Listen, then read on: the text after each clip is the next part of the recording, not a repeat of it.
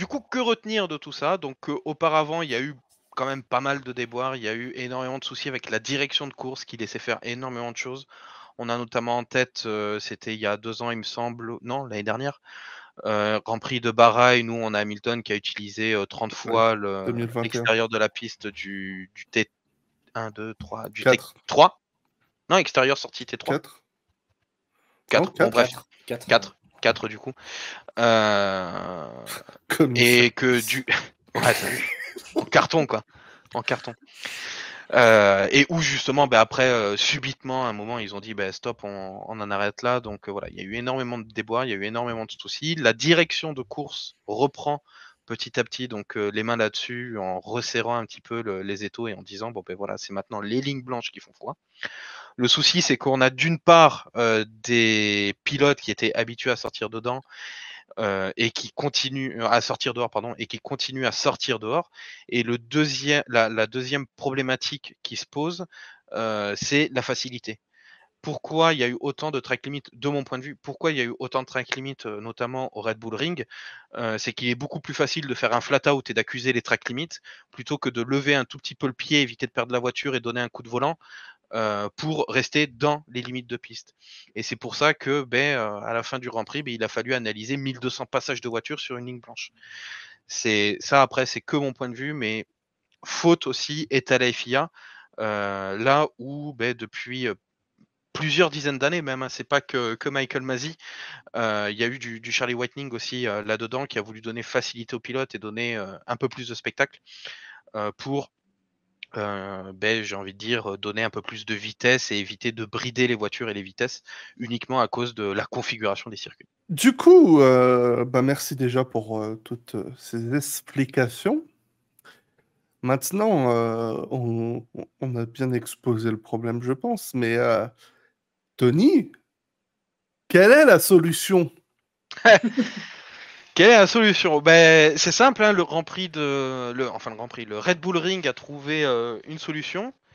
C'est de foutre du gravier, qui est pour moi une solution qui est absolument pas viable, parce qu'ils ont réfléchi à l'envers en mode du coup on va pénaliser les pilotes physiquement. Alors que pour moi c'est aux pilotes de bouger. De bouger et puis surtout de se mettre à jour en disant non, ce virage tu le passes pas flat out, tu lèves le pied et sinon les secondes vont tomber, tout simplement. Donc ils ont trouvé la solution bac à gravier, donc ce qui est une solution certes, mais qui est absolument pas bonne au vu de la configuration du virage, au vu du fait que ça accueille le MotoGP et au vu du fait qu'il y a plusieurs pilotes et plusieurs motos qui vont décoller, qui vont faire des roulades et des saltos et qui vont sûrement finir très loin encastrés dans les pneus. Je pense qu'Axel sera d'accord avec moi vu qu'il suit un peu plus le MotoGP et ça arrive pleine que bourre moi. en plus. Hein.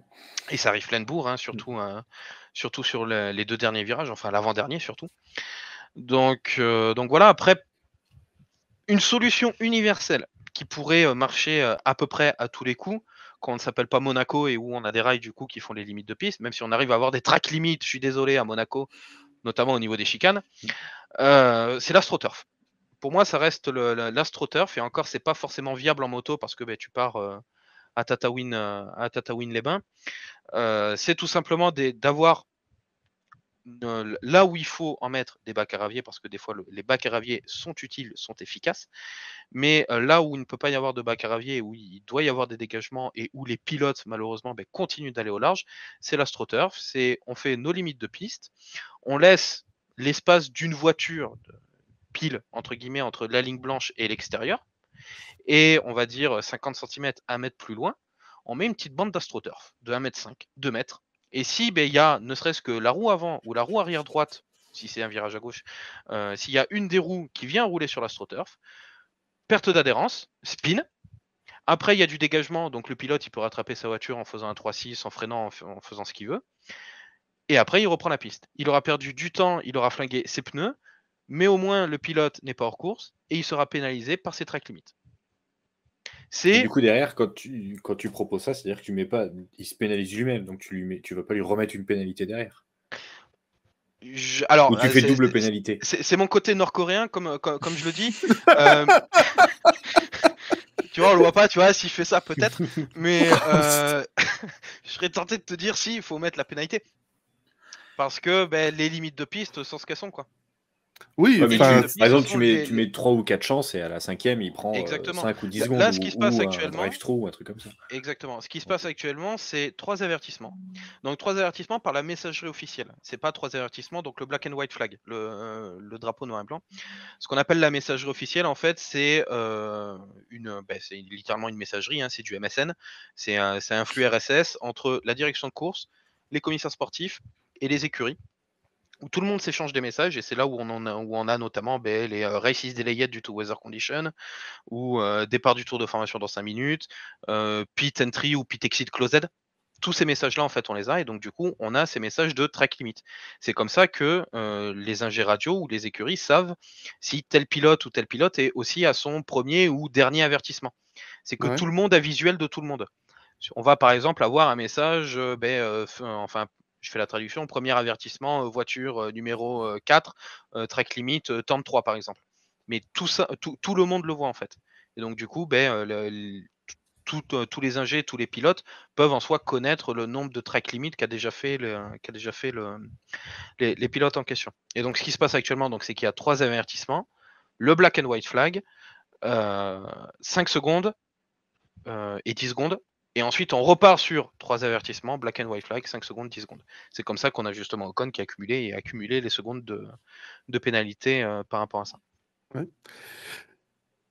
Avant d'aller, quoique si on peut continuer un peu sur cette idée, Tim, qu'est-ce que tu penses juste de l'idée de foutre des bandes d'AstroTurf, ou est-ce que tu penses qu'il faudra quelque chose d'encore plus pénalisant comme de l'herbe ou du gravier Alors, je pense que, comme Tony, je rejoins Tony, je pense que l'AstroTurf est la solution la plus viable temporairement, même si c'est très contradictoire dans l'ensemble. Parce que de l'herbe serait trop punitif, je pense. Sous le sec, relativement. Sous la pluie, on n'en parle même pas. Tu vas mettre une roue dans l'herbe et tu pars et ta course elle est terminée. Et je trouve que pour le coup c'est un poil trop punitif d'avoir un crash juste parce que tu as mis une roue, un morceau de roue dans l'herbe.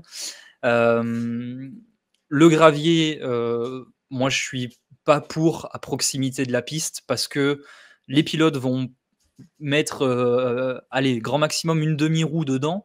Ça va pas les ralentir tant que ça va ramener du gravier sur la piste et ça va être dangereux après pour les autres voitures. Le gravier, je pense que c'est une bonne idée dans les virages lents avec une petite partie de dégagement et ensuite le gravier, pas directement collé à la piste. Pour ces raisons-là, après là je ne parle que Formule 1 ou en tout cas automobile. C'est sûr que si on prend en compte le fait qu'il y a aussi la moto qui roule sur la majorité des circuits maintenant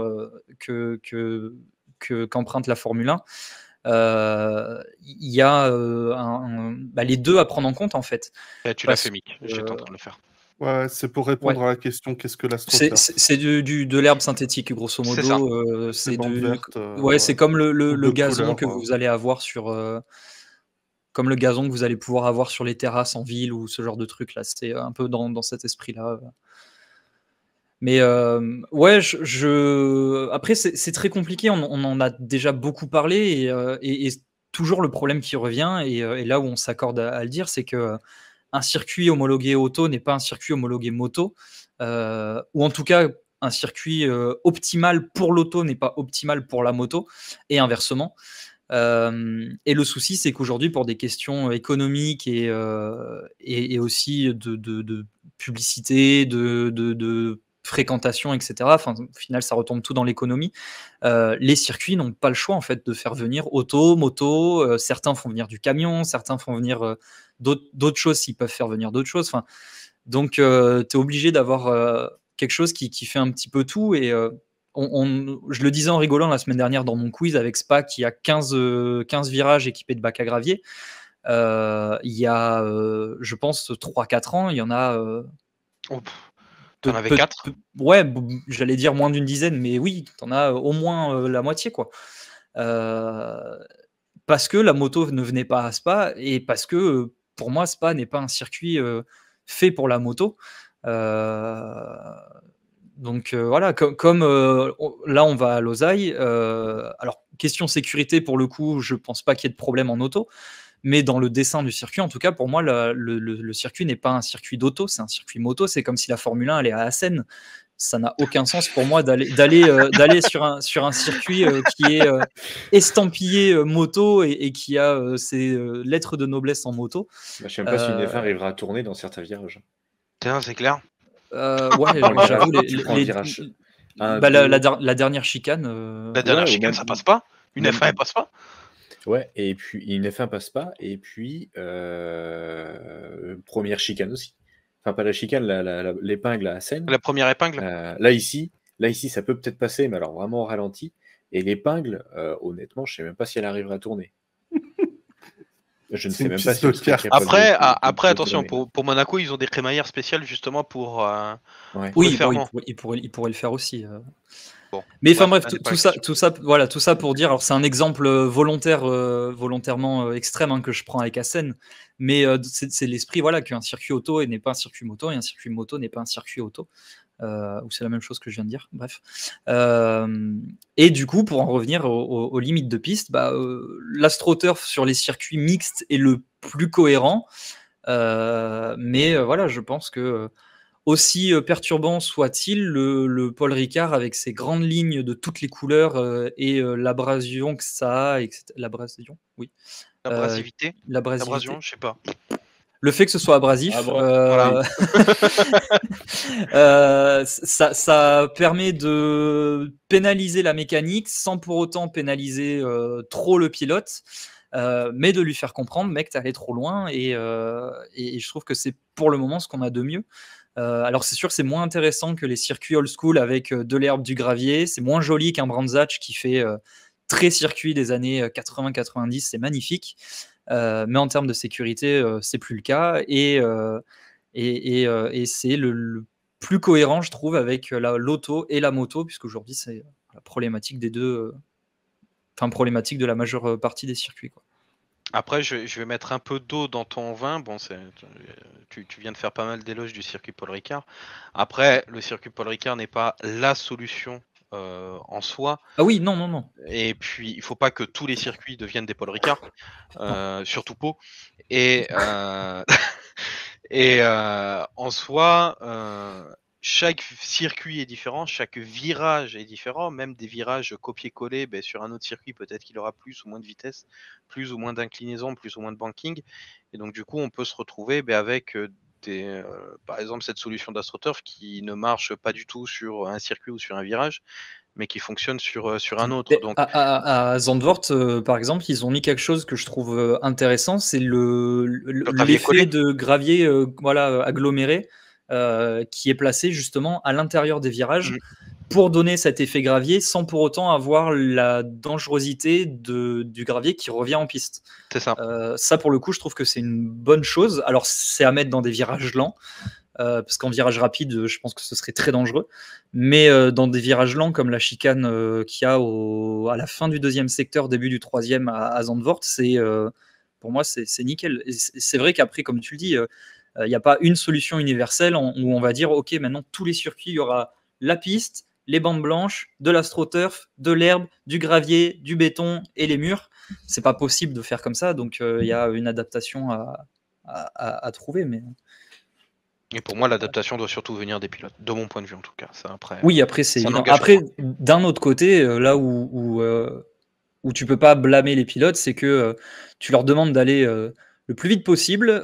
Tant qu'il y a du bitume et qu'ils peuvent aller vite, ils le prennent. Donc, bien sûr, ça on peut pas leur enlever. Après, depuis le karting, on leur apprend, tu vois, les lignes blanches là, faut pas les dépasser, tu vois. Oui. Après, regarde en NASCAR, les lignes blanches, c'est les trucs qu'il y a au sol, mais on s'en fout. Hein. Il y a des lignes blanches en NASCAR. Ouais, elles sont juste là, histoire d'eux. Mais ouais, les murs, quoi. Voilà, les pneus, tu vois. Enfin, les safers là-bas. Ouais. Axel, je vais te demander, toi, si tu vois peut-être des solutions qui semblent viables pour la Formule 1 sur le sujet, mais qui, justement, comme le disait Tony, poseraient problème au circuit pour accueillir d'autres disciplines. Je sais qu'il y avait beaucoup la question du gravier qui se contredit beaucoup en fonction de la moto, de la Formule 1. Est-ce que tu as des choses comme ça Alors, aussi? ouais. Le gravier pour le MotoGP, c'est pas gênant. Le seul gravier qui est gênant, c'est le gravier du Portugal, où c'est des galets, donc c'est là où ça blesse les pilotes. Sinon, du gravier, les mecs depuis tout petit sont habitués à chuter dans du gravier, donc c'est pas gênant. C'est surtout au Portugal, à Portimao, c'est très dangereux, où le circuit s'en fout, parce que c'est des galets et pas des graviers, ou des gravillons ou autres. Donc après, de toute façon, pour la Formule 1, moi, pas de gravier. Parce que justement, je déteste voir du gravier qui revient sur la piste, et je pense notamment à Barcelone, dernier secteur, ou même à Monza, après les chicanes, où tu as tout le temps une roue qui passe, après ça te fait une tranchée, et en fait, tu as la moitié des graviers sur la piste. Donc moi, je déteste ça, je trouve ça très dangereux. J'étais partisan de l'herbe, sauf que quand j'ai vu Pérez partir en Hongrie, sur le coup, je me suis dit, oh, c'est un petit peu violent quand même. Parce que pour moi, en Autriche, je m'en rappelle même pas. Quand il sort aux essais. En essai, ouais. Le premier virage, mais le premier à sortir. L'herbe et l'eau, c'est suicidaire. C'est peu que pour moi, en Autriche, tu mettais de l'herbe et c'était réglé. Le mec, il perdait de la température. Sauf que là, en fait, c'est un petit peu radical. Moi, la solution que j'aurais, c'est une solution qui avait déjà été testée, notamment à Monza, si je ne dis pas de bêtises. Et c'est une solution qui peut être testée notamment au Paul Ricard. Ça peut être le plus simple possible. C'est que tu fous le circuit entièrement avec des capteurs. Tu truffes chaque centimètre de capteurs qui limite la piste. Donc tu les mets par exemple juste derrière tu prends ta largeur de voiture, tu fous tes capteurs après ta ligne blanche, et dès que tu as quelque chose qui traverse, pouf, ça remonte instantanément. Et comme ça, l'avantage de ça, bon après il faut le travailler, et l'avantage de le faire au Paul Ricard, c'est que tu n'es pas obligé de creuser, de chercher du gravillon, par exemple de creuser de l'herbe ou quoi, vu que c'est que du béton, c'est plus simple pour les poser. Ils font des tests. Quand ils font des tests Pirelli ou quoi, tu le fais là, et en même temps tu fais test de capteur. Ils font ça pendant une journée. Tu truffes chaque mètre je dis bien chaque mètre, hein, parce que si tu les espaces de 6 mètres et que la voiture passe entre les deux, ou alors il faut réussir à faire un système de mur virtuel que la voiture ne pourrait pas franchir, avec une remontée instantanément à l'écurie, à la direction de course et sur le volant du pilote.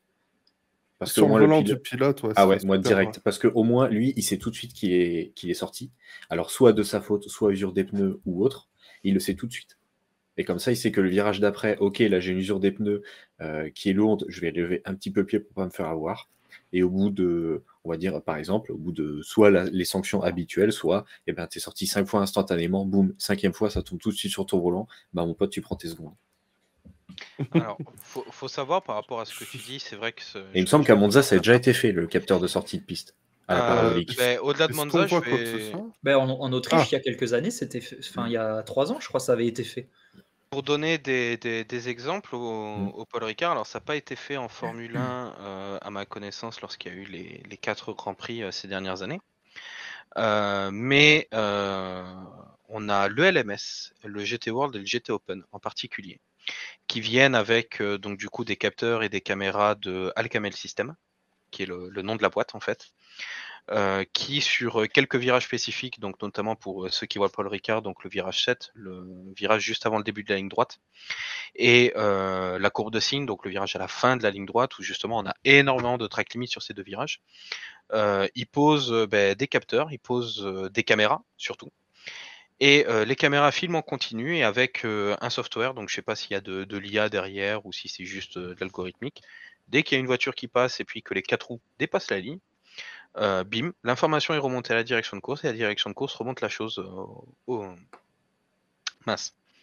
team.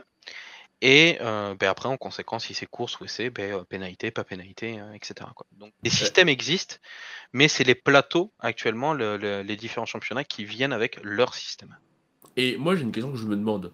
C'est que quand on regarde, par exemple, c'est quoi le process, genre, pour déterminer si un gars est sorti de la piste? Parce que entre la perspective, les angles, c'est hyper difficile de dire. Alors, si tu prends le plateau lambda, si tu prends voilà, tu as ta 208 Europe là qui vient demain à Charade.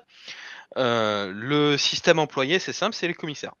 C'est les commissaires, s'ils voient qu'une voiture a dépassé les 4 roues de la ligne blanche, ils remontent l'information par radio, ouais, j'ai telle voiture qui était en track limit à tel virage, à tel moment.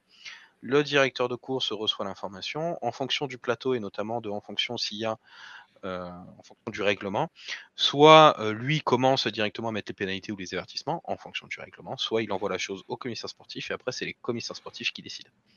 On rappelle que c'est à cause de Tony que en 2020, Pierre Gasly a eu son temps de Q2 annulé et qu'il n'est pas passé. Ou je sais plus quoi. C'est ça. C'était à cause de lui. C'est moi. D'ailleurs, justement, c'était à partir de ce jour-là que Tony se faisait régulièrement insulter. D'ailleurs, Complètement. voilà. Donc voilà, ça c'est le système de base. Après, sur des circuits un peu plus modernes et un peu plus récents, comme notamment le Paul Ricard, bon, il y a toujours les commissaires qui restent en première ligne, mais après, bien sûr, toutes les caméras de vidéosurveillance des différents circuits peuvent être utilisées pour gérer, pour voir, confirmer du track limit, vu que des fois, les postes de commissaires ou les commissaires ne sont pas forcément au bon endroit, ou ils ne peuvent pas forcément tout voir. Donc on a la vidéosurveillance interne du circuit qui fonctionne. Et le troisième palier, c'est le plateau, le championnat qui vient avec ses systèmes, qui pose son système à ces endroits spécifiques qu'il prévoit, notamment en étroite discussion entre la direction de course, les équipes et les commissaires sportifs, justement, où ils connaissent déjà par avance les endroits où ça risque de sortir et où c'est déjà sorti. Et du coup, après, c'est le logiciel, c'est de l'automatisme, et puis bim, ça tombe, quoi. Ok, je vois. Monsieur AA, si vous êtes parmi nous, bon, je vous sais dans la souffrance et avant, je ne sais pas si vous avez quelque chose à ajouter, mais je voulais vous soumettre également une question à partir de cette illustration. Bon, track Tony, limit ou pas track limit? Voilà. On peut pas savoir, on voit pas la roue arrière. Du coup, moi, il a compris. il y a quelque chose qui me chagrine sur cette photographie. Photographie magnifique, hein, au passage, aucun souci. La mise au point est bonne, voilà, aucun problème de type technique.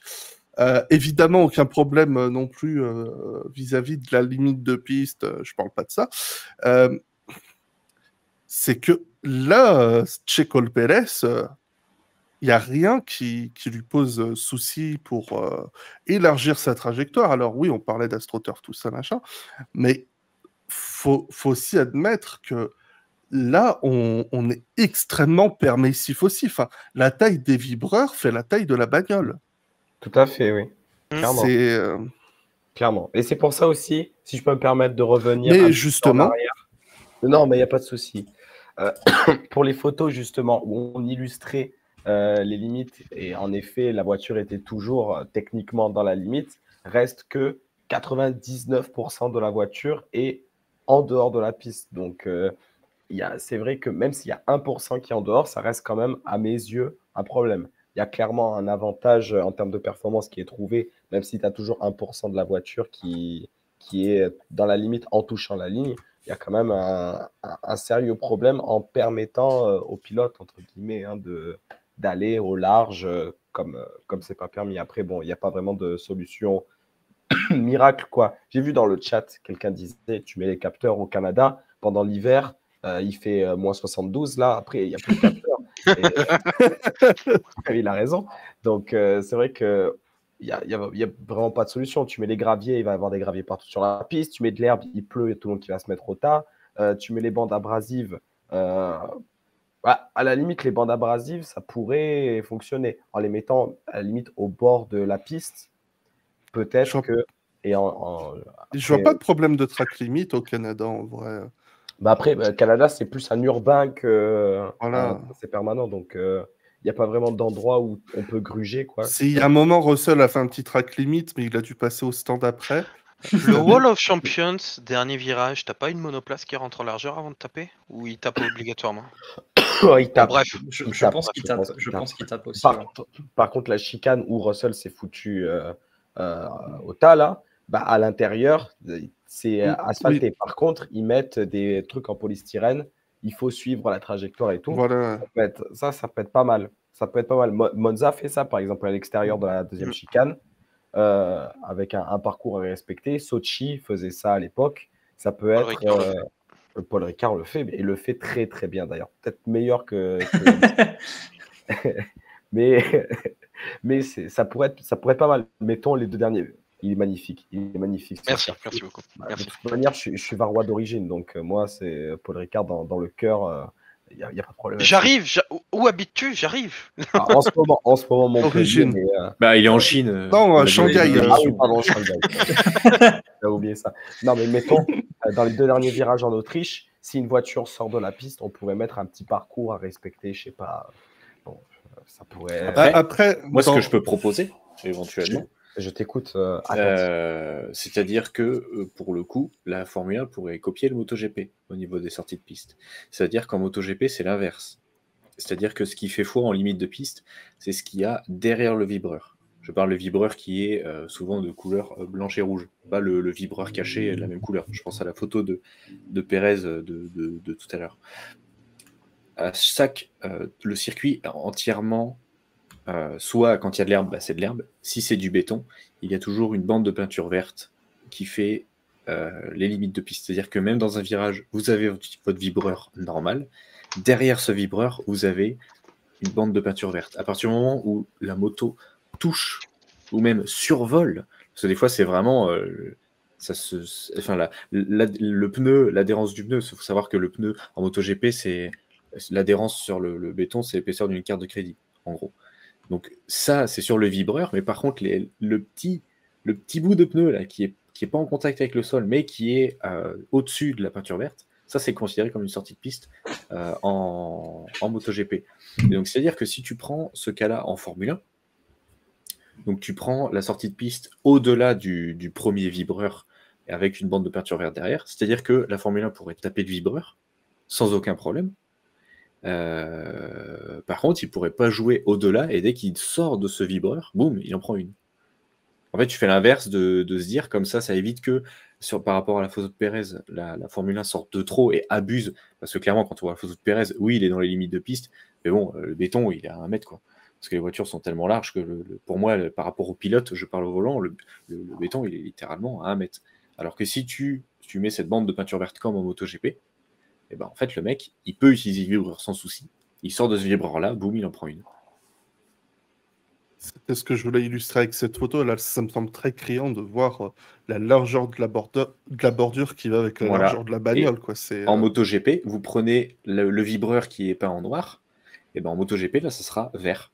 Ça sera juste vert, et à partir du moment où la Formule 1 touche ce vert-là, c'est considéré comme une sortie de piste. Ouais. Et tu ne joues plus avec les bandes de peinture de chaque côté, comme Tony nous avait illustré en début de ce sujet. C'est vrai que ça, c'est un truc, je comprends pas pourquoi les vibreurs sont devenus aussi larges avec les années. J'ai jamais vraiment compris. Bah, comme tu l'as dit, en fait, tu demandes à un pilote d'aller le plus rapidement possible en faisant des tours en rond. Et du coup, il va chercher à optimiser ses trajectoires, d'aller de plus en plus à l'extérieur sur des sorties de virage, par exemple. Et du coup, il va être de plus en plus rapide, quoi. Oui, mais du coup, pourquoi on a adapté les circuits aux pilotes Moi, je pense que c'est inconscient dans le sens où l'année 1, tu vois ton pilote qui est sur une trajectoire classique et qui va mettre une roue de temps en temps sur le côté. Tu dis, bon, c'est vrai que l'an dernier, il le faisait de temps en temps. On va peut-être élargir le vibreur parce que au moins, tu vois, il n'y a pas de risque qu'ils aillent dans l'herbe ou dans le gravier ou quoi. Et puis, forcément, le pilote, il gagne 30-40 cm. Les 30-40 cm qui mordaient l'année d'avant, l'année 2, il va les mordre encore plus, et ainsi de suite, et ainsi de suite. Et du coup, ça te fait maintenant des vibreurs qui font la taille des bagnoles. Je pense que c'est ça. Alors là, depuis quelques années, on est arrivé au problème on a peut-être trop agrandi, va falloir commencer à rétrécir. Mais les années d'avant, c'était ah ouais, putain, c'est vrai que là, ils sortent large. Ouais, on va mettre du gravier, enfin de l'asphalte, où on va agrandir le vibreur parce que au moins ça leur permettra de rouler dessus et de pas aller dans le gravier, justement, pas aller dans l'herbe, etc. Et au final, on en est allé, alors pour le bien de la sécurité, mais aussi du coup pour ce problème sportif, d'avoir des échappatoires en tout asphalté, qui sont pour la sécurité plutôt cohérentes. En fonction des endroits. Mais du coup, pour le sportif, forcément, le pilote, il voit qu'il peut aller 30 mètres plus large, il se dit, c'est pas très grave, si je loupe mon virage, J'ai 30 mètres avant d'aller taper le mur ou avant d'avoir le moindre risque, je peux y aller, quoi. Donc, Pour te dire, je vais même te conforter dans tes propos. Lorsque le contrat du retour du Grand Prix de France au Castellet a été signé, tu as eu 2 aménagements qui ont été faits au circuit Paul Ricard, notamment au niveau du virage 1 et 2 qui ont été redessinés. Il y a une 3e chicane qui est apparue et c'est l'actuel échappatoire du virage 1 et 2 qu'on connaît en Formule 1 qui était l'ancien virage 1 et 2. Et tu as le virage 5 qui est le virage très serré vers la droite avant le début de la ligne droite, qui lui a été redessiné et réélargi justement pour laisser beaucoup plus de vitesse et beaucoup plus de place aux voitures. Alors, Axel, tu nous as partagé ça là. Ouais, exactement. C'est pour illustrer, pour que les gens puissent comprendre. Et là, on va le voir sur la caméra, justement. Là, il y a cette fameuse bande verte. Et là, boum, il est sorti. D'accord. La roue était en contact avec le vibreur, mais le côté qui n'était pas en contact a quand même franchi la ligne verte. Et boum, comme c'était le dernier tour de la course sprint, justement, il a pris une place de pénalité automatiquement. Donc, au lieu de finir 3e, il finit 4e. Et il refera exactement la même chose en course. Le dimanche, Ouais. il refera la même erreur J'ai dans mis le le dernier lien tour. dans le chat. En fait, Ok. j'ai envie de dire, c'est comme à l'inverse du foot, entre le foot et le rugby, quoi. Le foot, faut que le ballon ait entièrement franchi la ligne. Le rugby, dès qu'il y a un tout petit peu du morceau du ballon sur la ligne, c'est fini, quoi. Donc là, Mais c'est pareil, quoi. l'avantage de faire ça, par exemple, tu peux essayer en Formule 1, c'est que ça évite que les mecs sortent à 10 km et que tu aies quand même un semblant de raisonnable sans changer les circuits, sans mettre de nouveautés, comme je parlais tout à l'heure des capteurs, sans mettre d'astroturf ou quoi que ce soit. Sans changer les circuits. Oui, oui, bien sûr. Alors, avant de passer à la suite, on va répondre à quelques questions du chat. Enfin, sur le sujet, et puis on verra après si vous avez d'autres questions pour la FOC à la fin de l'émission. Alors, bon, déjà, il y avait. Hop. Non, c'était sur le chat YouTube, Patrick. À Sochi, Alonso qui skip le virage 1 et 2 pour foncer dans l'échappatoire et gagner des positions sans pénalité. Là encore, techniquement, c'est un vice du règlement. Alonso, il a doublé personne. C'est un vice de l'échappatoire. Il a doublé des pilotes, mais il a rendu les places. Là où Alonso a gagné, c'est qu'il a dépassé des pilotes en ne freinant pas dans le virage. Et tous les pilotes qu'il a dépassés en étant en piste, juste parce qu'il allait beaucoup plus vite, puisque contrairement aux autres, il n'a pas freiné, et ben ces positions, il n'avait pas à les rendre. C'est toutes les positions qu'il a gagnées en doublant dans l'échappatoire qu'il a dû rendre. Les autres positions, il les a gagnées en piste. Et en soi, c'est pour ça que là, c'est vraiment un coup de génie qu'il a fait Alonso, parce que il faut le penser. Enfin, déjà, il faut y avoir pensé, c'est une chose, mais en plus, il faut l'exécuter à la perfection. Et ça, c'est vraiment le propre d'Alonso, d'avoir cette science. Enfin, quand tu le regardes, tu sais exactement quand il doit ralentir pour laisser passer et quand il remet les gaz, quoi. C'est assez ouf. Et au final, je crois qu'il gagne même pas tant de positions que ça, parce qu'il se refait passer après au freinage. Mais il n'a pas perdu de place et il a passé tout ça nickel, quoi. Donc c'est effectivement un des vices de l'échappatoire. Après, c'est vrai Si, que... il faut que l'échappatoire soit punitif, malheureusement. Et il ne l'est pas assez, en fait. Clairement, Non. ce virage 1 et 2, l'échappatoire du virage 1 et 2 de Sochi, il est, c'est pas un échappatoire. On rappelle que l'année il est pas d'avant, il y a pénalisant. Carlos Sainz qui s'est pris une boîte monumentale parce Oui. que justement, il a voulu passer le truc à fond pour pas perdre de temps, quoi. Et là, c'était le virage qui était fait n'importe comment. Encore l'année d'avant, en Formule 2, il y avait eu un énorme crash entre Giotto et Aitken, je crois. Enfin, voilà, des pilotes pas importants, mais qui étaient quand même assez impressionnants. Non, bien sûr, je plaisante, mais oui, c'était assez effrayant. Donc là, c'était vraiment le n'importe quoi du virage 2-3 de Sochi. Techniquement, c'est les virages 2 et 3. Bon, oui. Pour les questions, alors, Kamadosen qui demande, ça va vous paraître bête, mais peut-on pas laisser les pilotes exploiter les track limites? Au final, tout sera sur le même pied d'égalité. Vas-y, Tony. À ce compte-là, on fait des ovales. Oui, voilà. À ce compte-là, on fait des ovales. À ce compte-là, tu lances F1 2022, 2021, 2023. tu vas sur le circuit Paul Ricard, tu mets en règle de pénalité, tu mets 0 et tu flat out. Tu vois, tu prends pied droit, tu fais flat out et puis tu conduis. Voilà. Parce que Et en fait, tu coupes tout. S'il y a des track virage, limits, s'il y a des virages, c'est fait pour prendre le virage, c'est pas fait pour le couper le machin. Enfin voilà quoi. les virages 9 et 10 en Autriche, typiquement, ça devient un virage. Ça devient juste une courbe. Mm. Et le truc, c'est que les premiers passages, il va y avoir des plantages parce qu'il va y avoir peu de grippe, tout ça. Mais plus les bagnoles vont passer au cours du week-end, plus ça va être grippé. Et au final, ça va être ridicule. On citait beaucoup l'IndyCar à Austin. Moi, je suis désolé, je trouve ça ridicule d'avoir un circuit et d'avoir toutes les bagnoles qui sortent à 15 pieds du point de sortie de virage et qui se suivent toutes comme ça. Tu te dis à quoi servent les lignes blanches, quoi. À quoi sert le circuit, tout simplement? À quoi sert le virage, en fait? C'est la base de la course automobile, c'est suivre un circuit. Alors évidemment, tout le monde veut gagner du temps, mais le but c'est d'avoir les meilleures trajectoires dans les limites imparties, pas en dehors, quoi. Parce qu'à ce compte-là, on ressort la Vousse et puis voilà quoi, on fait tous les GP à la Vousse. Ce serait très drôle. Putain. D'ailleurs, il y a l'ami Vicnet de Stardust qui a fait une excellente vidéo sur la Vus, qui était ce circuit absurde à 3 virages, ligne droite, 2 virages, non 3. 3 parce que d'abord tu avais la ligne droite, l'épingle, la ligne droite, oui. et ensuite tu avais un virage à droite vers le banking final où je sais plus qui s'est tué dans ce dernier virage, si c'était pas un pilote français. Oui, merci. Jean Béra, ce qui me semble. Jean Béra. Je voulais pas dire bêtises. Évidemment, la culture de Monsieur Moyen, toujours là pour nous mettre sur de bons pieds. Et ensuite, il y avait une autre question, j'ai oublié de la noter, je crois, mais quelqu'un qui demandait, on fait comme en IndyCar, on fout de l'herbe partout. C'est plus ou moins l'idée qu'on avançait. Après, effectivement... L'idée de l'AstroTurf, ça se rejoint, voilà, c'est juste une histoire d'aménagement et de ne pas mettre non plus de l'herbe partout. Parce que l'herbe en soi, c'est bien, je vois pas trop d'inconvénients par rapport à ça. C'est surtout la pluie, en fait. L'herbe et la pluie, c'est dévastateur, quoi. C'est patinage lent. Là où l'AstroTurf, justement, ça limite un petit peu la chose.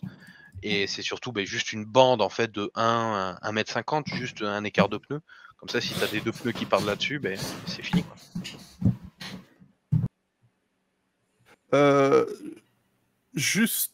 Effectivement, l'autre point que je voulais souligner parce que Monsieur Michael Duforest n'est pas là pour le faire, mais c'est aussi que évitons de comparer l'IndyCar et la F1 en termes de normes de sécurité, puisque les IndyCars vont déjà beaucoup moins vite que les F1, mais aussi parce que les bagnoles sont beaucoup plus résistantes. Elles sont hyper rigides. Voilà, c'est des briques. Il n'y a pas besoin de barre anti-roulis là-bas. Enfin, si, mais les normes ne sont pas les mêmes, quoi. Là, dernièrement, il y a eu l'impressionnant crash de Simon Pagenaud. Ouais. Je sais pas combien il y avait de débris en piste, mais je pense qu'il a fallu 2 commissaires Grand Max pour les ramasser avec un petit sac plastique, quoi. Donc, non, les voitures sont... La petite pince, c'est les employés municipaux avec la petite pince. Surtout que tu peux pas comparer l'IndyCar avec la Formule 1 parce que les circuits n'ont rien à voir. Déjà, la majorité, forcément, c'est circuit urbain, donc il y a du mur, et que les circuits, quand ils font du routier, c'est vraiment typique américain, c'est-à-dire que c'est étroit, c'est que de l'herbe, avec du gravier, et c'est hyper vallonné, c'est des virages qui sont assez des fois vraiment très compliqués ou avec beaucoup de dévers, donc tu peux pas spécialement comparer, parce que les circuits n'ont rien à voir, à part Austin, mais c'est tout. Austin a été conçu pour la F1, pas pour l'IndyCar. Bah voilà. Et donc voilà, je pense que c'est le petit point. Ensuite, Jared qui parlait des bandes ralentissantes rouges et bleues comme au Ricard, on en a parlé. Tous les circuits ne peuvent pas se le permettre. Déjà, ça coûte une blinde. Ça coûte hyper cher, hein. C'est du tungstène, donc qui est un métal quand même très particulier qui est en fait rajouté dans le bitume pour tout ce qui est secteur rouge, et pour ce qui est secteur bleu, en fait, c'est juste la peinture où a été rajouté du tungstène dedans. Donc déjà, ça coûte hyper cher. Foutre de la peinture sur des graviers ou de l'herbe, forcément, ça marche pas, donc il faut que ce soit asphalté. Et du coup, tous les circuits ne peuvent pas se le permettre, tout simplement. Alors par contre, Patrick a le meilleur prétexte du monde pour foutre de l'herbe. L'herbe, c'est 0 carbone. C'est bon, Dominique y achète.